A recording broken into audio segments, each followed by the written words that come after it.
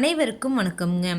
நாமக்கல் மாவட்டத்தில் உள்ள பரமத்திவேலூர் ஒழுங்குமுறை விற்பனை கூடத்தில் 27/1/2026 அன்னைக்கு நடந்த தேங்காய் மறைமுக ஏலத்தில் மொத்த தேங்காய் வரத்து 27,950 தேங்காய்ங்க.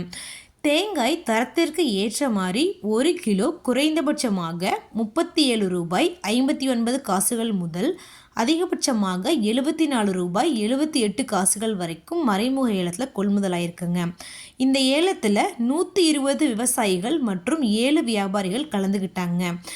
ஏலத்தில் தேங்காய் ரூபாய் 5,80,685 மொத்த வர்த்தகமானதுங்க.